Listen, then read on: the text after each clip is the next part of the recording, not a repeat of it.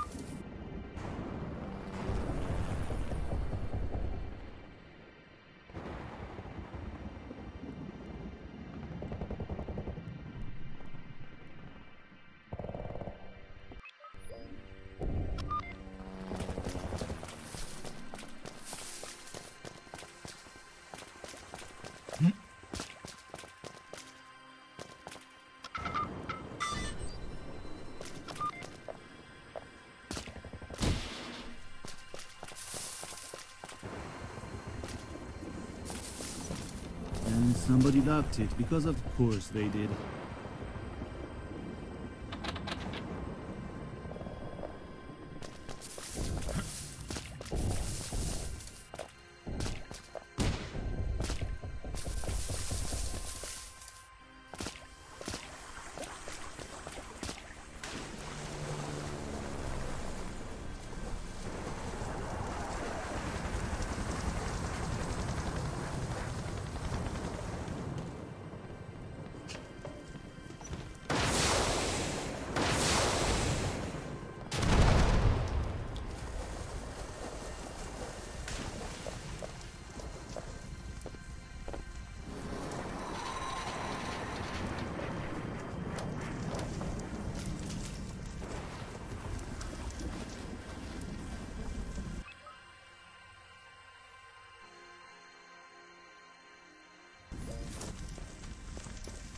This is Bravo 1.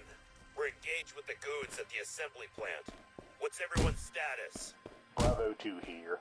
We've secured the elevator terminals 2 and 3. No reply from Bravo 3 or Amber 1. Wait, you mean Amber 1's been shot down? This is Amber 1. I'm okay. Where do I... We'll try to come pick you guys up the moment the train's working. Copy? Hello? Copy. Don't do anything foolish. They got hostages too. We're staying out of sight for now. They can't hear me, and so they'll still be alive by the time I find them.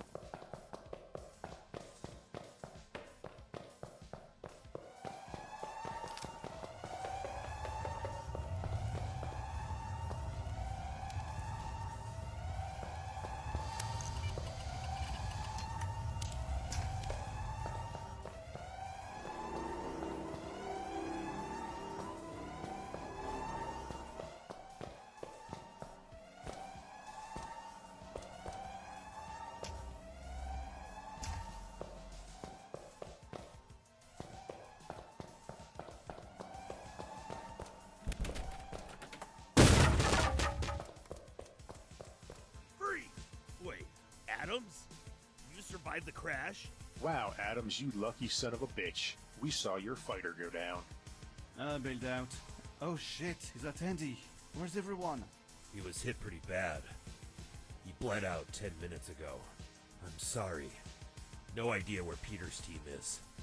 So, we clean out the place? All the hostages are in the office. Steven, go and get the hostages out. Adams, you're our radar for this. Let's search and destroy these fuckers. Okay, let's go.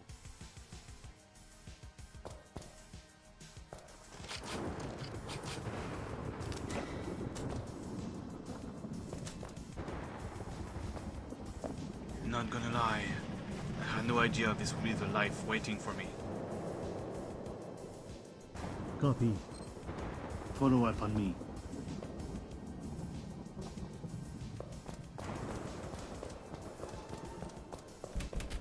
And somebody locked it, because of course they did.